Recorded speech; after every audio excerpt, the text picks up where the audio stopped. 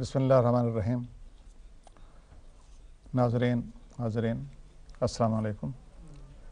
تدریس القرآن کے سلسلے کے پچھلے سبق میں تذکرہ تھا اسم مفعول کا. اور اسم مفعول کیا ہوتا ہے؟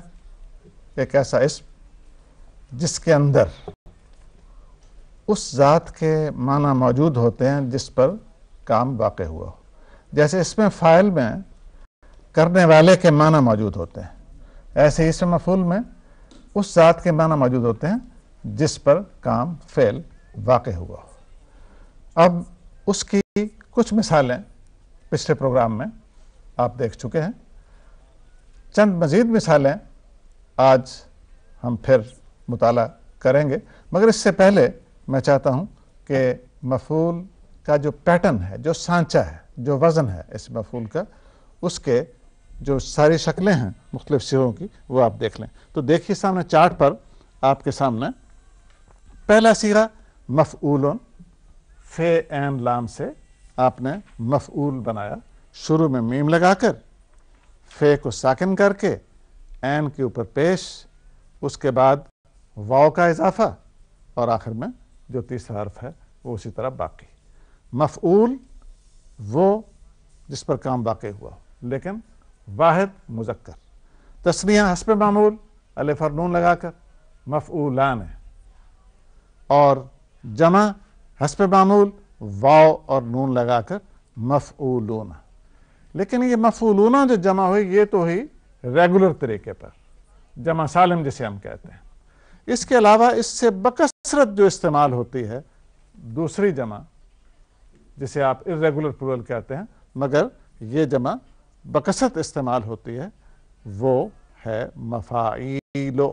مفاعیلو یہ میں لکھے بھی دیتا ہوں یہاں وضاحت کے لیے.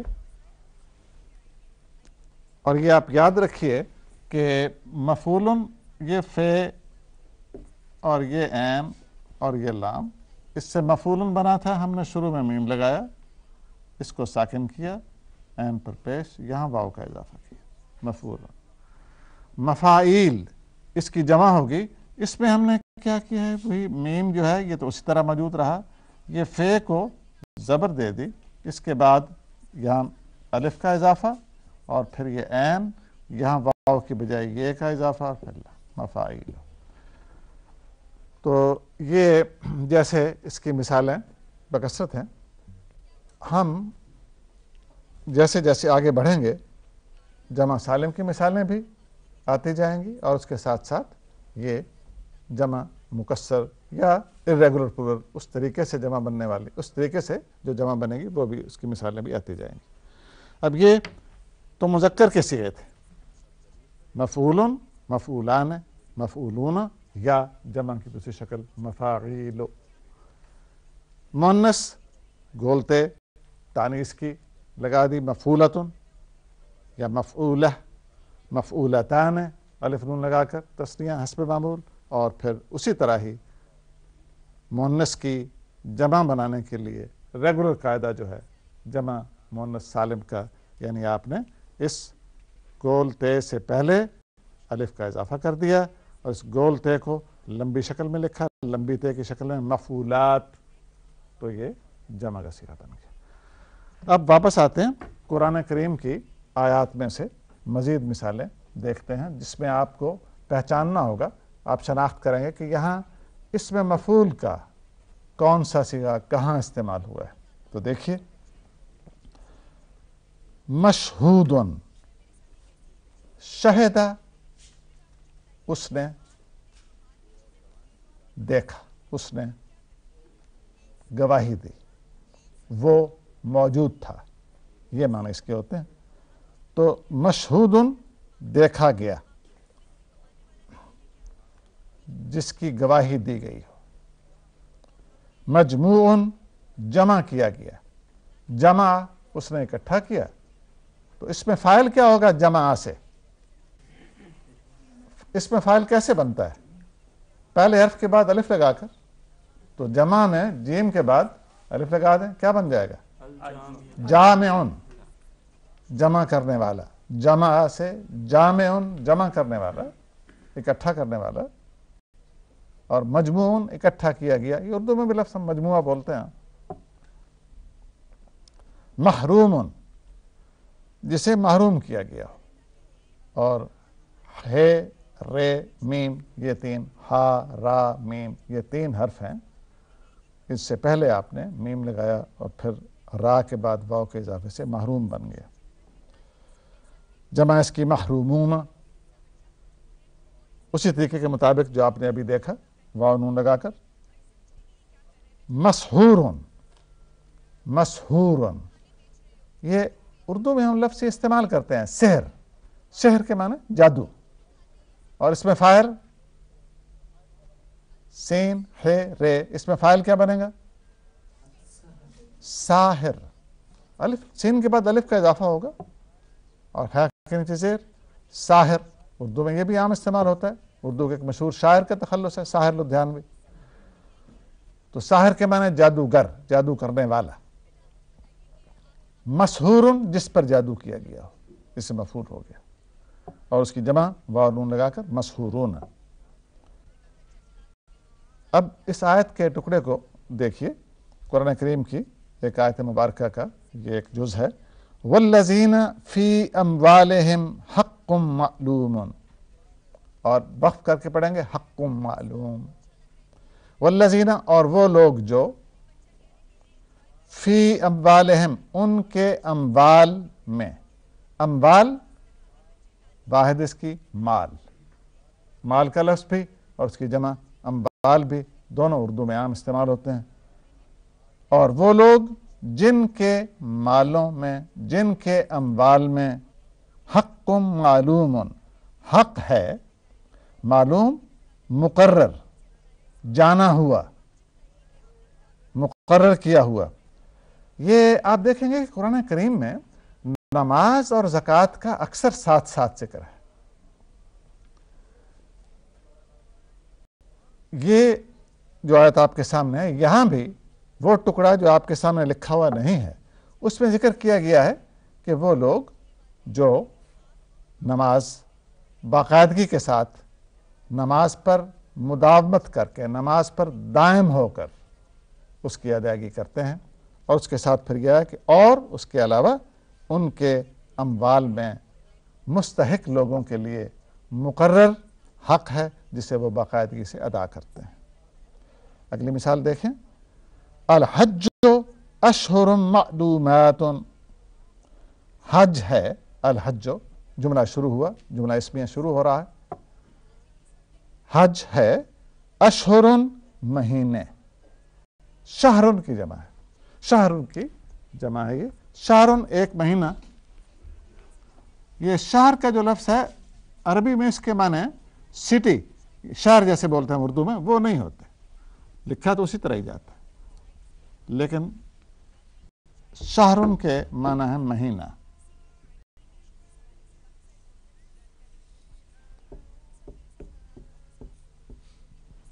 اور اس کی جمع اشہرن.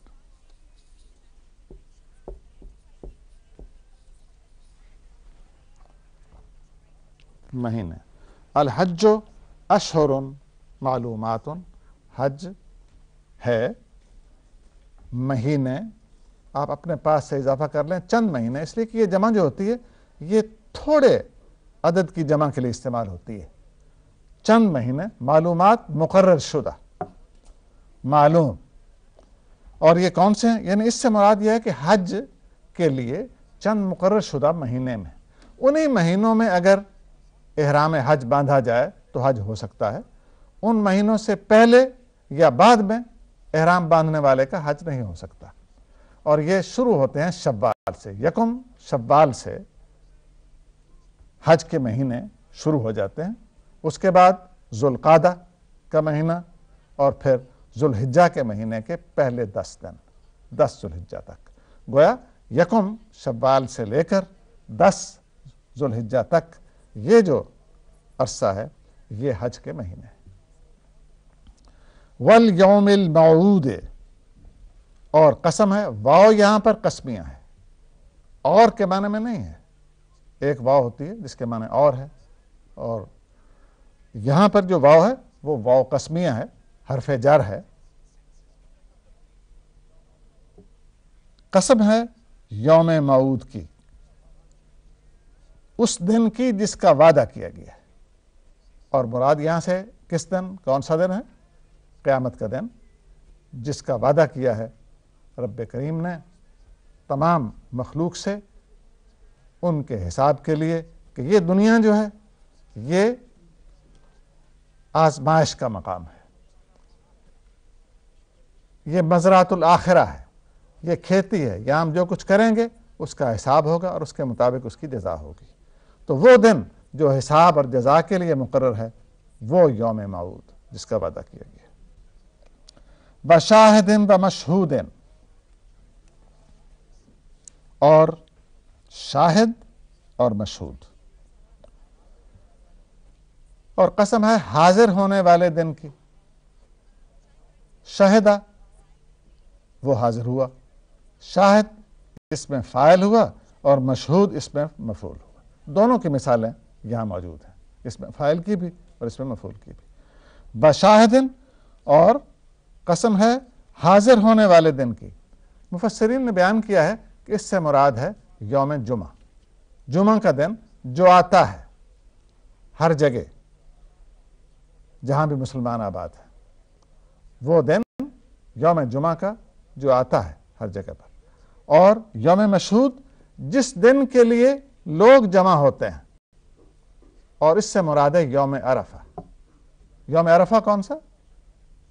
یعنی 9 ذوالحجہ کا دن، جس روز عرفات کے میدان میں مسلمان حج کے لیے جمع ہوتے ہیں، اور جو حج کے لیے وقوف کا دن ہے، اور حج کا سب سے لازمی عنصر جس کے بغیر حج ہو نہیں سکتا وہ ہے. تو یہ یوم مشہود جو ہے یہاں پر اس سے مراد یوم عرفہ ہے، اور شاہد سے مراد یوم جمعہ ہے. وَكَانَ عَهْدُ اللَّهِ مَسْئُولًا، اور کانا کے لفظی معنی تھا، لیکن اکثر اس کے معنی کئی جگہوں پر اس کے معنی ہے بھی ہوتے ہیں، اور کئی جگہوں پر اس کے معنی جسے ہم دوام کے بھی ہوتے ہیں. مثلا قرآن پاک میں آپ نے بار بار پڑھا ہوگا وَكَانَ اللَّهُ عَلِيمًا حَكِيمًا، اور اللہ علیم و حکیم. کانا کے لفظی معنی تھا، تو یہ معنی تو وہاں نہیں ہے. اللہ علیم و حکیم تھا تو کیا خدا نخواستہ اب نہیں ہے؟ اللہ ہمیشہ سے علیم و حکیم ہے، اب بھی ہے، ہمیشہ علیم و حکیم رہے گا. تو گویا کانا میں یہ معنی بھی پائے جاتے ہیں دوام کے، تمام زمانے کے، بلکہ اس کے کہ جہاں زمانے کا یا وقت کا وجود ہی نہیں، اس کے بھی. وَكَانَ عَهْدُ اللَّهِ، اور اللہ کا عہد ہے. یہاں بھی یہی معنی کریں گے ہم. اللہ کا عہد اللہ ہے، مضاف مضاف الیہ، عہد اللہ ہے، اللہ کا عہد. اسی لیے عہد و پیش اور اللہ ہے کہ ہے کے نیچے زیر مضاف الیہ ہونے کی وجہ سے. یہ آپ پہلے سبقوں میں ہم اسے پڑھ چکے ہیں. اور اللہ کا عہد، اللہ کا وعدہ، اللہ کا قرار مسئولہ ہے. مسئولہ اس کے بارے میں سوال کیا جائے گا. اچھا، عہد اللہ ہے، اللہ کا عہد. اب اس سے مراد کیا ہے؟ وہ عہد جو اللہ کے ساتھ کیا جائے، اللہ سے کیا ہوا عہد. مسئولہ اس کے بارے میں دریافت کیا جائے گا، اس کے بارے میں سوال ہوگا کہ آیا تم نے وہ وعدہ، وہ عہد پورا کیا، وہ قرار پورا کیا، وہ قرار ایفا کیا. وَكَانَ عَهْدُ اللَّهِ مَسْئُولًا، اور اللہ کے ساتھ کیا ہوا قرار ایسا ہے کہ اس کے بارے میں سوال کیا جائے گا. مسئول اب یہاں پر اس میں مفعول ہے، اور یہاں ماضی سأل، اس کی جو روٹ کے لفظ ہیں وہ سأل ہے، مسئول کی تھوڑی. اور یہ لفظ ہمارے ہاں کئی شکلوں میں استعمال ہوتا ہے. یہ مادہ دیکھیے، سأل یعنی سین ہے، اس کے بعد حمزہ ہے، پھر لام ہے. یہ 3 اس کے روٹ کے لفظ ہیں، سین، حمزہ اور لام. یہ اس کے روٹ کے لفظ ہیں. اس میں فاعل بنانا ہے تو کیا کریں گے؟ کیا بنے گا اس سے؟ اس میں فاعل، ہاں ٹھیک ہے، بالکل ٹھیک ہے، الف کا اضافہ، اس کے لیے زیر. سائل، سائل ہم اردو میں استعمال کرتے ہیں، سوال کرنے والا، سائل. اور مسئول اس سے بنے گا اس میں مفعول، جس سے سوال کیا جائے، جس سے پوچھا جائے، مسئول. اور اردو میں ہم نے اسی سے مسئولیت بھی بنا لی ہے، ذمہ داری، مسئول، جس سے سوال کیا جائے، جس سے کسی بارے میں پوچھا جائے. جو کسی چیز کے لیے ذمہ دار ہو اور اس کے لیے اس کے بارے میں اس سے سوال کیا جائے. تو مسئول کے معنی ذمہ دار بھی، اسی سے ثانوی معنی بنا، اور اسی سے اردو میں ہم نے مسئولیت کا لفظ بھی بنایا ہے، ذمہ داری. وَكَانَ عَهْدُ اللَّهِ مَسْئُولًا، اور اللہ سے جو قرار کیا گیا اس کے بارے میں سوال ہوگا، سوال کیا جائے گا.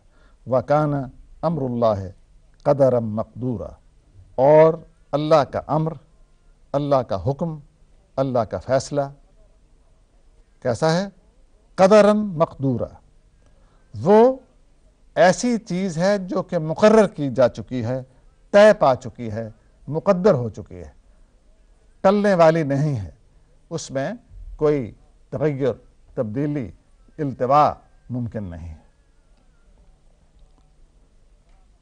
اس کے بعد دیکھیے لا مقطوعۃ ولا ممنوع، لا مقطوعۃ ولا ممنوع، یہ جنت کی نعمتوں کا ذکر ہے اس آیت میں، اس سے پہلے اس کے سیاق میں. اور وہاں ذکر ہوتا ہے کہ اس میں میوہ دار درخت ہیں، میوہ دار اشجار ہیں. کہ لا مقطوعۃ، دو معنی ہیں اس کے. ایک تو یہ کہ نہ وہ کٹے ہوئے، مقطوع کے معنی کٹا ہوا، قطع اس میں فاعل ہوگا قاطع، کاٹنے والا. قطع اردو میں ہم استعمال کرتے ہیں قطع کرنا، کاٹنا. اور مقطوع جسے کاٹ دیا جائے. لا مقطوعۃ یہ مؤنث کا صیغہ ہو گیا، نہ وہ کٹے ہوں گے، یعنی وہ درخت صحیح و سالم جن میں کوئی نقص نہیں ہے. ایک معنی تو یہ ہو سکتے ہیں، اور دوسرا یہ ہے کہ ان میں وہ ایسا سلسلہ ہوگا، ان کا وجود مقطوع نہیں، کبھی ختم ہونے والے نہیں ہوں گے، وہ ہمیشہ رہنے والے ہوں گے. ولا ممنوع، منع روکنا، معنی سے اس میں فاعل اردو میں عام مستعمل، ممنوع بھی اردو میں عام مستعمل جس سے روکا جائے. ولا ممنوع، اور نہ ان سے روکا جائے گا، نہ تو کوئی روک ٹوک ہوگی ان کے بارے میں، ان کے پھلوں کے بارے میں، اور نہ ہی ان کی کوئی انتہا ہوگی، نہ ان کا کوئی ایسا ہوگا کہ وہ ختم ہو جائے. وَفُرُشٍ مَرْفُوعَةٍ، جنت کی نعمتوں کا ذکر جاری ہے. اسی آیت کے ٹکڑے کے بعد یہ ٹکڑا آتا ہے. فرش یہ جمع ہے فراش کی، فراش. فرش تو اردو میں ہم عام بولتے ہیں، لفظ وہی ہے، اور اس کے معنی فے رے شین، اس میں بچھانے کے معنی ہوتے ہیں. تو فراش کے معنی ہوئے بستر، فراش کے معنی بستر، اور جمع اس کی کیا ہے؟ فرش، جو سامنے ہے آپ کے اس آیت میں موجود. فرش یہ جمع ہے اور اس کا واحد کا صیغہ فراش ہے. اور بستر ہوں گے مرفوع، رفع بلند کرنا، بلند کرنا. تو اس میں مفعول، اس سے میم شروع میں لگائیں گے، فے کے بعد واو لگائیں گے تو مرفوع ہو جائے گا، مرفوع. اور تا تانیث کی ہے. اردو میں بھی ہم بولتے ہیں اب میرا شک رفع ہو گیا، یعنی اٹھ گیا ہے، ختم ہو گیا. رفع کرنا، دور کر دینا، اس معنی میں. لفظی معنی ہے بلند کرنا، رفع کے. تو رافع ان کے معنی ہوں گے بلند کرنے والا، مرفوع بلند کیا گیا. وَفُرُشٍ مَرْفُوعَةٍ، اور بستر بلند کیے گئے، یعنی ایسے بستر جو بلندی پر بچھے ہوئے ہیں، بلند پلنگوں پر بچھے ہوئے ہیں. من جملہ جنت کی نعمتوں کے. اس کے بعد دیکھیے ایک نئی چیز اب آپ کے سامنے آئے گی. اس میں مفعول کا سبق اب ختم ہوا. اس کے بعد ہم شروع کریں گے صفت مشبہ، صفت کا عام. اور اس میں سیدھی سی نہایت آسان سی بات، اس کے وزن یا پیٹرن اور تو بہت ہیں، لیکن میں ایک موٹی چیز صرف آپ کو بتاؤں گا. ایک ہی وزن آپ کو بتاؤں گا آج، اور وہی ایسا ہے جو زیادہ استعمال ہوتا ہے. یہ فے عین لام ہے جو کہ روٹ کے لفظ ہیں. 3 لفظ ہیں یہ فے عین لام. دیکھیے آپ نے اس میں فاعل بنانا تھا تو اس کے بعد آپ نے الف لگا دیا تھا اور عین کو زیر دے دی تھی، اور یہ آخر میں فاعلن ہو گیا، کرنے والا. پھر اسی میں یہ فے، یہ عین اور یہ لام. اس میں مفعول بنانا تھا تو ہم نے شروع میں میم لگایا، اس پر زبر دے دی، فے کو ساکن کر دیا، عین پر پیش دی، واو کا اضافہ کیا، یہ میم کا اضافہ ہوا، یہاں پر الف کا اضافہ ہوا، میم کا اور یہ واو کا، تو یہ مفعول جس پر کام واقع ہو کیا گیا۔ اور اب یہ تیسری مثال ابھی آپ کے سامنے، یہ فے،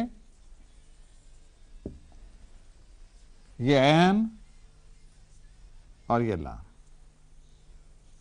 اب اس میں عین کے نیچے زیر دے کر یہاں صرف یا کا اضافہ کر دیں، یہ کا جزم کے ساتھ، تو یہ کیا بنے گا؟ فعیلن، فعیلن۔ جیسے دیکھیے اب اس کی مثالیں، کرم کا لفظ ہم عام بولتے ہیں، کرم، کاف رے میم روٹ ہوا، اس سے رے کے بعد یہ لگا دیجئے، کیا بن گیا جی اب یہ؟ کریم، کرم کرنے والا صفت۔ رحمہ، رحم اردو میں ہم بولتے ہیں، رحیم، اسی سے یہ لگایا، رحیم بن گیا۔ شفیق کا لفظ ہم اردو میں بولتے ہیں، بے شمار الفاظ ایسے ہیں، قریب کا لفظ بولتے ہیں، بہت سے لفظ ایسے ہیں جو اسی وزن پر، فعیل کے وزن پر استعمال ہوتے ہیں۔ تو اب دیکھیے آپ کے سامنے چند ایک لفظ، فعیل کے وزن پر رحیم، رحم کرنے والا، کریم، کرم کرنے والا، علیم، جاننے والا، علم والا، جلیل، بلند مرتبہ والا، جلال والا، جمیل، جمال والا، حسن والا، خوبصورت۔ یہ اب اس کی جو تفصیل ہے انشاءاللہ وہ ہم اگلے پروگرام میں دیکھیں گے۔ یہ آپ یاد رکھیے کہ اس میں فاعل میں اور فعیل میں تھوڑا سا فرق ہے۔ اس میں فاعل، مثلا میں جب یہ کہتا ہوں کہ انا عامل، تو میں کام کرنے والا ہوں، جس وقت میں، یا انا ذاہب، زال، ذہبہ کے میں نے ہوتا ہے وہ گیا، تو میں جا رہا ہوں، یعنی وہ کام میں اس وقت کر رہا ہوں۔ لیکن عام طور پر یہ صفت جو ہے یہ ایک ایسی مستقل خاصیت جو کسی شخص میں پائی جاتی ہے، یہ اس کو ظاہر کرتی ہے۔ مثلا کریم کے اندر کرم موجود ہے، یہ نہیں کہ وہ اس وقت کرم کا کوئی کام کر رہا ہے اور پھر جب وہ کام ختم ہو جائے گا تو وہ بات ختم ہو جائے گی، نہیں۔ کریم سے مراد ہے کہ کرم ایک ایسی خاصیت ہے جو اس ذات میں موجود ہے، مستقل۔ رحیم، رحم مستقل اس میں موجود ہے۔ تو بالعموم اس میں یہ فرق ہوتا ہے، لیکن یہ عمومی بات ہے آپ کو سمجھانے کے لیے۔ آج کا سبق ہم یہیں پر ختم کرتے ہیں۔ اگلے سبق میں انشاءاللہ صفت مشبہ کی مزید تفصیل بیان کریں گے تاکہ یہ بات پوری طرح واضح ہو سکے۔ وآخر دعوانا ان الحمد للہ رب العالمین۔